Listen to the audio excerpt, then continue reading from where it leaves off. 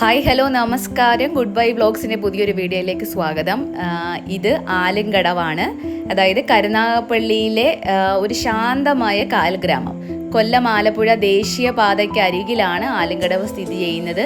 അഷ്ടമുടി കായലിനോട് ചേർന്നുള്ള ഒരു തീരദേശ ഗ്രാമമാണ് ശരിക്കും ആലിൻകടവ്. അതിലുപരി കേരളത്തിലെ കെട്ടുവള്ളങ്ങളുടെ ജന്മദേശം എന്നറിയപ്പെടുന്ന സ്ഥലം കൂടിയാണ് ഈ ആലിൻകടവ്. കേരളത്തിൽ ആദ്യമായി ഹൗസ് ബോട്ടുകൾ നിർമ്മിച്ച സ്ഥലം കൂടിയാണ് ഇവിടം.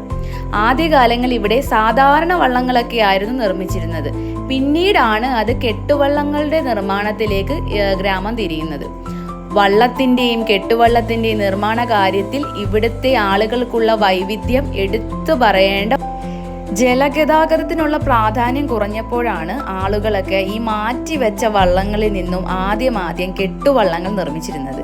പിന്നീട് ഇതൊരു വലിയ വ്യവസായമായി മാറിയതോടെ അതിൻ്റെ ആ ഒരു കെട്ടിലും മട്ടിലും ഒക്കെ ആരെ ആകർഷിക്കുന്ന രീതിയിലുള്ള കെട്ടുവള്ളങ്ങൾ ഇവിടുത്തെ ആലകളിൽ നിന്നും പുറത്തു വരാൻ തുടങ്ങി.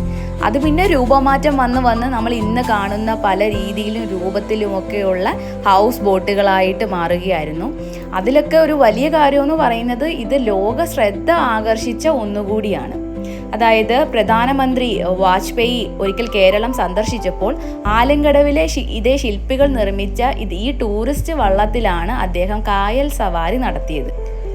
അതോടെ കെട്ടുവള്ളങ്ങൾ ലോക ശ്രദ്ധ ആകർഷിക്കുകയും നിരവധി സഞ്ചാരികൾ ഈ കായൽ സവാരിക്കായി ഇവിടേക്ക് എത്തുകയും ചെയ്യുകയുണ്ടായി.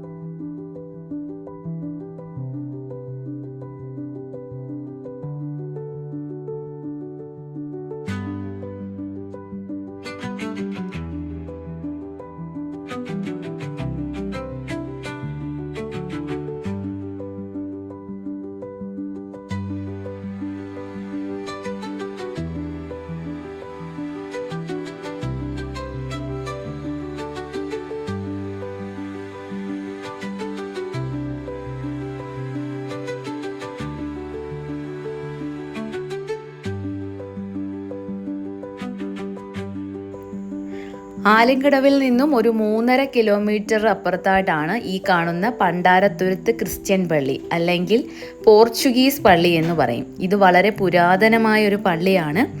അതായത് പണ്ട് സമുദ്രയാത്ര ചെയ്തപ്പോൾ കര കാണാതെ വലഞ്ഞ പോർച്ചുഗീസുകാർ തങ്ങൾക്ക് എത്രയും പെട്ടെന്ന് കരയ്ക്ക് എത്തണമെന്നും അങ്ങനെ എത്തുന്ന ആ കരയിൽ തങ്ങൾ ഒരു ക്രിസ്ത്യൻ പള്ളി പണിതു കൊള്ളാമെന്നും ഒരു നേർച്ച നേരുകയായിരുന്നു.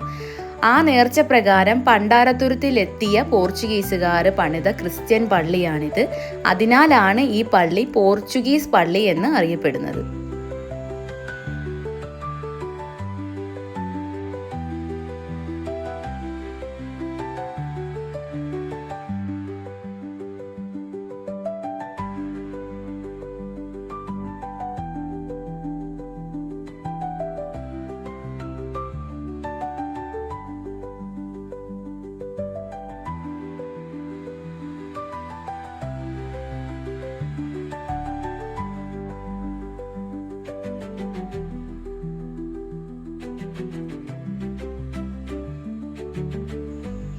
പണ്ടാരത്തുരുത്ത് പള്ളിയിലേക്ക് പോകുന്ന വഴി കടൽ തീരത്ത് സ്ഥാപിച്ചിരിക്കുന്ന ഈ ഒരു ദേവീ രൂപം കാഴ്ചക്കാർക്ക് വളരെ കൗതുകമേറുന്ന ഒന്ന് തന്നെയാണ്.